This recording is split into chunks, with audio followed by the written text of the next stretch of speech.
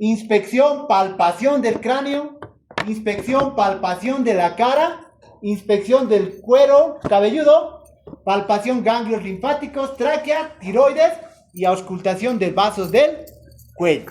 Ese es el orden, o esos son los puntos que se van a tomar para la evaluación. Rápidamente vamos a hacer una descripción de lo que se tiene que hacer.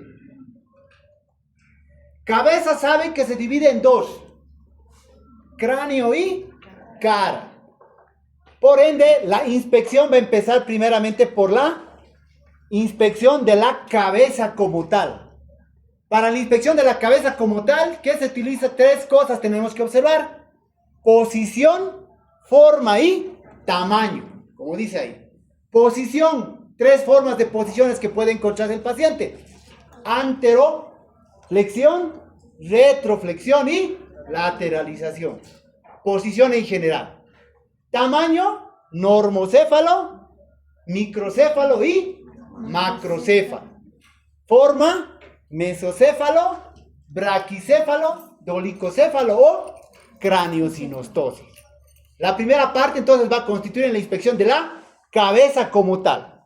La segunda parte va a ser netamente ya la inspección de lo que es el cráneo. Y ustedes ya deben saber de dónde a dónde es considerado cráneo y de dónde a dónde anatómicamente es considerado cara. ¿No ve? Para el cráneo, en este caso, la inspección se lo realiza de dos maneras: una inspección en tamaño y una inspección en forma. Recordar que el tamaño del cráneo, ¿no?, es ovalado de anterior a posterior. El diámetro mayor es anterior y posterior y el menor es transversal. Ese es considerado como un tamaño normal. Si los diámetros se igualan, será considerado microcefalia.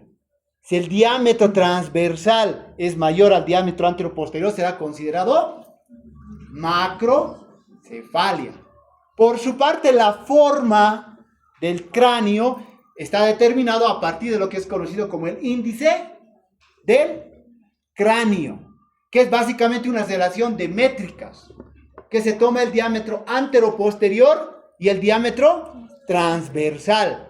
Diámetro anteroposterior a partir de lo que es conocido como el nacium, hasta lo que es conocido como el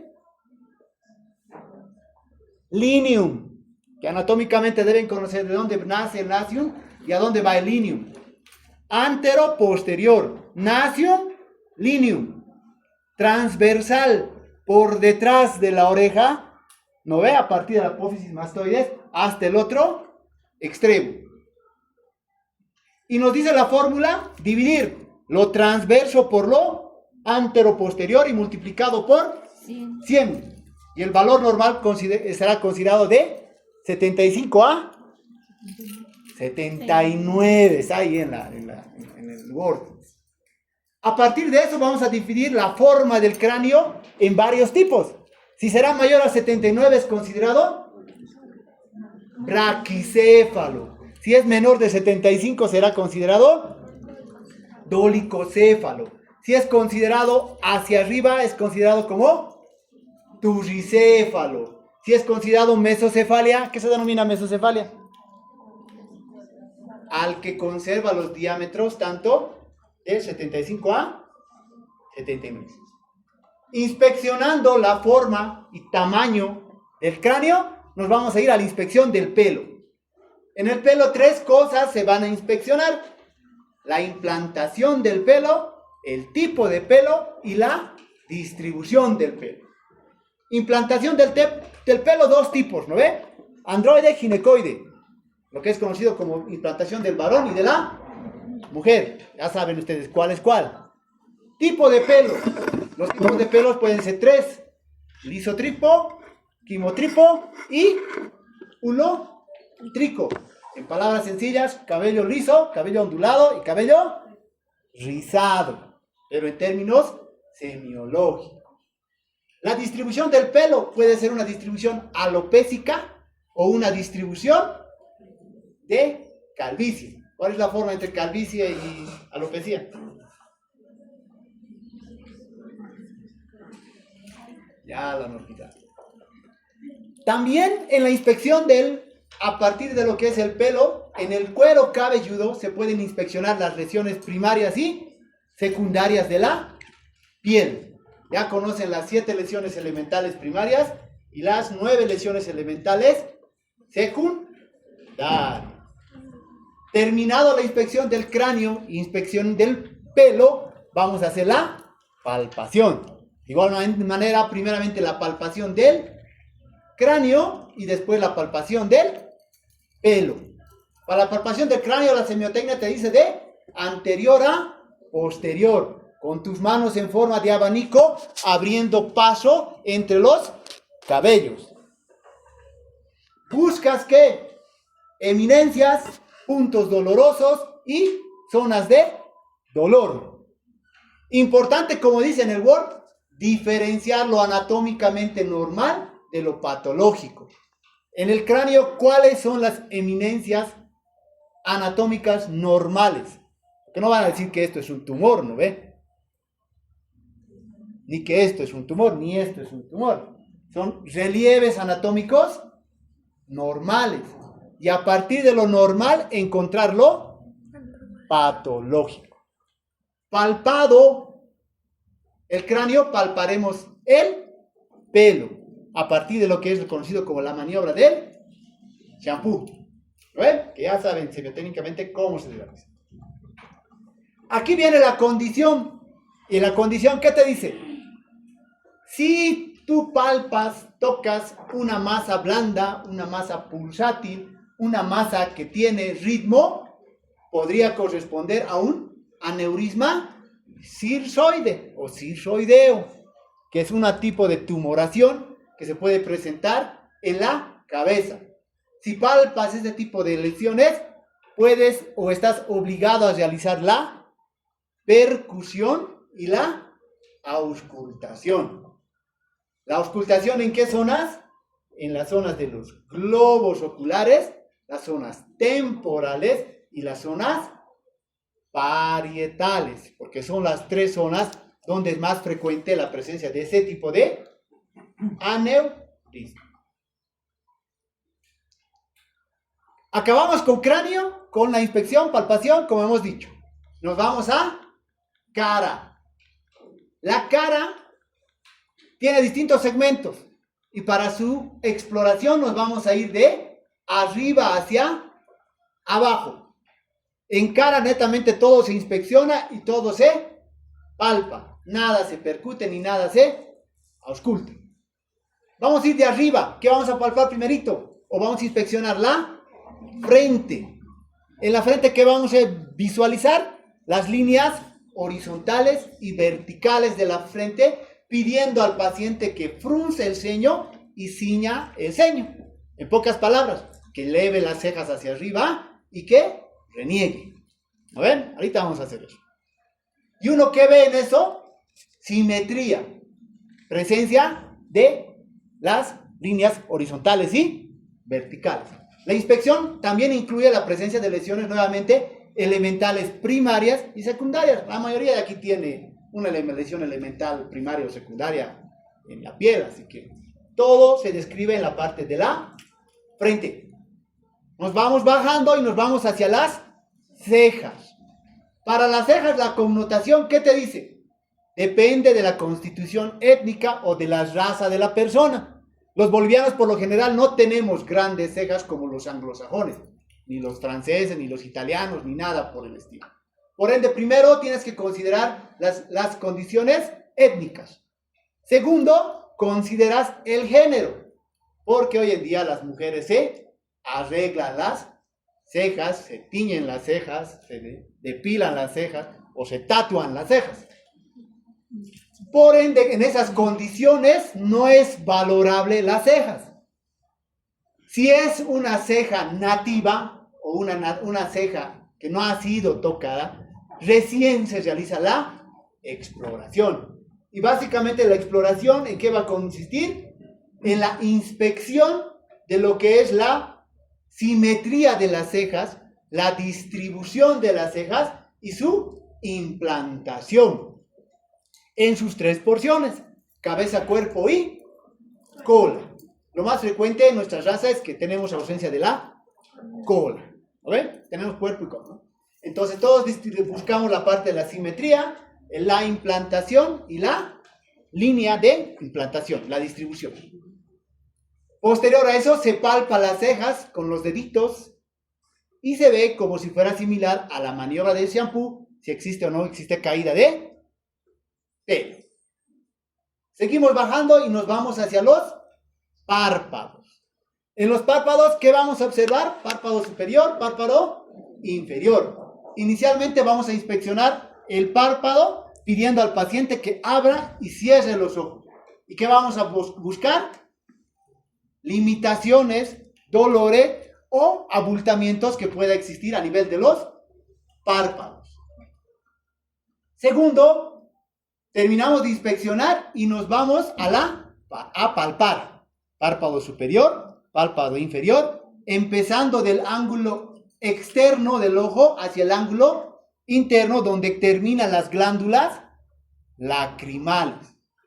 Opcionalmente se puede evertir el párpado, sacar y mostrar lo que es la conjuntiva tarsal para evaluar el color principalmente, ¿ya? Pero no lo vamos a hacer eso porque es doloroso. Ya va a llegar su tiempo eso cuando roten oftalmo que lo van a hacer, ¿ya? Segundo, en párpados vamos a visualizar posteriormente las pestañas. Anatómicamente las pestañas tienen un trayecto de adentro hacia afuera, alejado del ojo y en línea única. 3 características. Y en base a eso vamos a determinar si pueden existir alteraciones, como dice en el Word. Triquiasis, ectropion, entropion y demás patologías o lesiones que se pueden encontrar. Terminamos lo que son las pestañas y nos vamos a la inspección de lo que viene a ser el globo ocular. En el globo ocular, ¿qué vamos a observar? Que tiene varias partes. La primera parte va a estar constituida por lo que es la conjuntiva y la esclerótica, la película translúcida y lo blanco primeramente. Inspeccionamos, pedimos al paciente que abra grande los ojos, ¿lo ve? Y vemos la parte de la coloración blanquecina. Y en ahí, ¿qué se observa? Cambios de coloración o lesiones vasculares que pueden existir o lesiones membranosas que pueden existir, como está en el Word, ¿lo ve? Cataratas, pterígio, ojos rojos, glaucoma, iridociclitis, ojos rojos y demás patología que ya no vamos a entrar en detalles de eso, ¿ya? Pero básicamente la inspección revela esas características. No se palpa ni la esclerótica ni lo que viene a ser la conjuntiva. Pasamos directamente a lo que es la córnea, el iris y la pupila.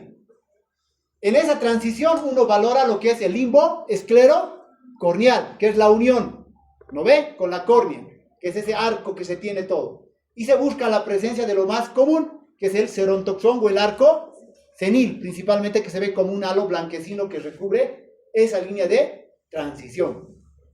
Ingresamos y valoramos la córnea, su superficie con la ayuda de una linterna y posteriormente la pupila. Al ser un examen de cabeza y cuello, no vamos a entrar en detalles de las pares craneales, ya por si acaso. Los pares craneales la vamos a llevar en la parte neurológica. No va a entrar pares craneales. Por ende, la valoración de la pupila va a ser solamente con 2 características: forma y tamaño. El tamaño está determinado según la cantidad de luz que ingresa a los ojos. Miosis si habrá harta luz, midriasis si habrá poca luz. Y eso se estimula a partir de una linterna. Segundo, que los diámetros sean simetría, igualitos. Ilumino este ojo tiene que ser del mismo tamaño. Y que ambas pupilas sean redondas. Porque ¿cómo se llama que una pupila sea ovalada? Discoria. Y si la pupila es de diferente tamaño, se denominará anisocoria.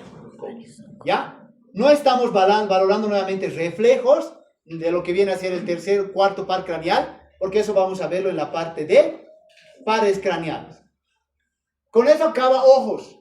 Nos vamos a la nariz y a los senos paranasales, y ahí falta lo que es las glándulas. En la nariz es sencillo, la superficie periférica de la nariz describiendo la línea media. De arriba, la parte ósea, a la parte blanda, cartilaginosa. Se pide al paciente que eleve la cabeza y se ilumina con una linterna para valorar estructuras internas de la mucosa de la nariz. Se pueden observar las coanas e inclusive otra literatura le va a decir que se puede evaluar los cornetes. ¿No ve? Sin estimular, solo viendo. Posteriormente a visualizar, se pide al paciente que se inspecciona la permeabilidad. Para eso utilizas el espejito. Colocas, tapas una nariz y le pides que bote aire y mancha el espejito. Se limpia, el otro lado, permeabilidad. ¿No ve? Y con la permeabilidad se termina la nariz. Lateralmente nos vamos hacia la parte arriba, superior, al lugar de la inserción de lo que viene a ser las cejas con los huesos propios de la nariz, donde es la ubicación anatómica de los ganglios, diré, de los senos frontales. Abrazando la cabeza, se apoyan los pulgares y se comprime las regiones frontales. Senos frontales. Se baja. De igual manera, se comprimen los maxilares, los senos maxilares.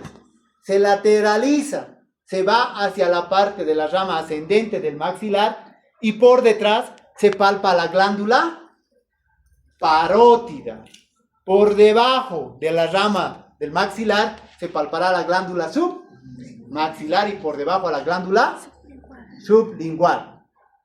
Subimos nuevamente y palpamos las articulaciones temporomandibulares pidiendo al paciente que abra y cierre la boca. Con eso se acaba la parte de nariz y senos paranasales y las glándulas. Ya que estamos aquí, nos vamos al oído. Oído, hacemos una inspección rápida de las características anatómicas del oído. Trago, antitrago, hélix, antihélix, fosita navicular y el lóbulo de la oreja. Y se describen lesiones o anomalías congénitas que pudieran existir, como por ejemplo el surco corolario, que ya saben también que es esto. ¿Lo ven? Una vez que hemos visto la parte anatómica normal, se palpa la oreja, comenzando de arriba hacia la parte de abajo. Primero será la parte anterior, luego la parte posterior, hasta llegar a lo que son las apófisis mastoides, describiendo puntos dolorosos y bultos, principalmente, ¿ya? Y se pide que se movilice el lóbulo de la oreja. Posterior a eso se toma un otoscopio y se realiza la otoscopía. La otoscopía tiene una técnica de exploración que deben conocerlo, que se tiene que enderezar el conducto auditivo externo porque tiene una distribución en S itálica y para eso te pides que tracciones hacia atrás la oreja y hacia arriba.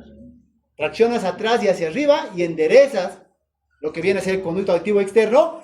Introduces el otoscopio visualizando todo lo que es el conducto auditivo externo hasta la membrana timpánica, describiendo la coloración de la membrana timpánica, el cono luminoso y la presencia del martillo que está adherida a la membrana timpánica, describiendo en todo el trayecto cambios de coloración o presencia de secreciones, bultos o inclusive masas que se pueden observar en el trayecto.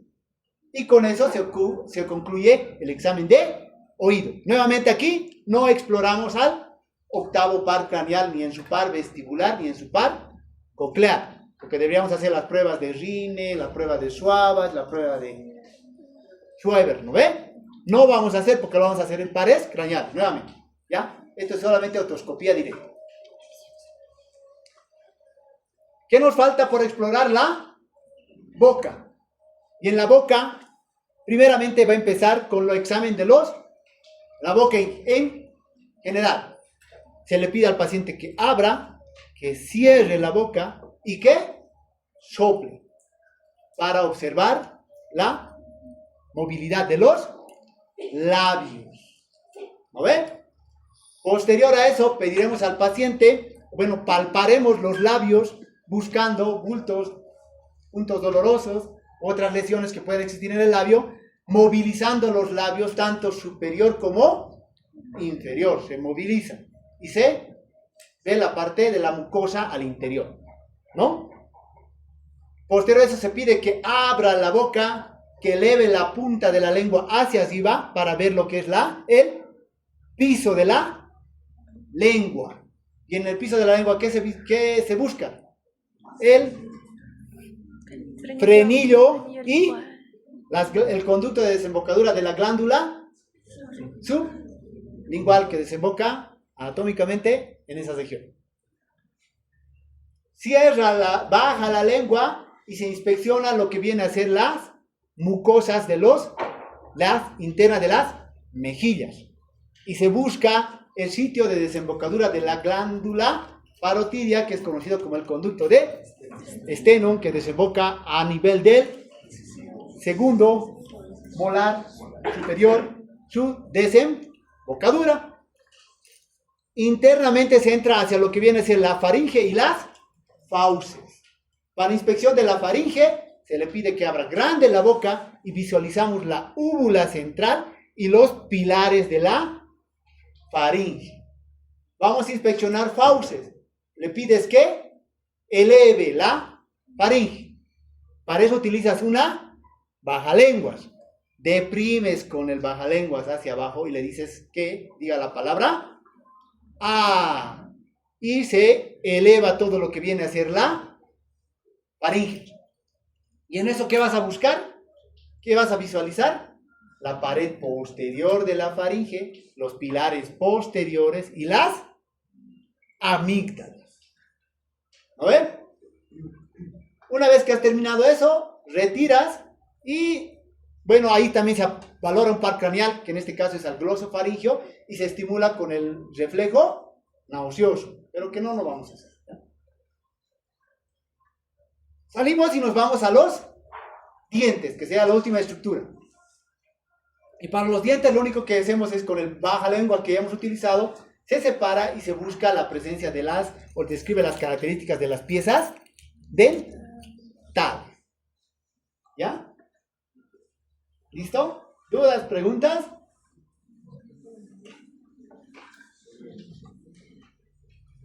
Ya. En resumidas cuentas, así apágalo.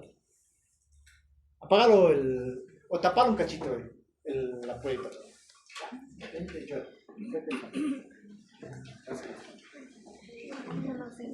Una sillita van a presentarnos de aquí. En palabras sencillas, es así.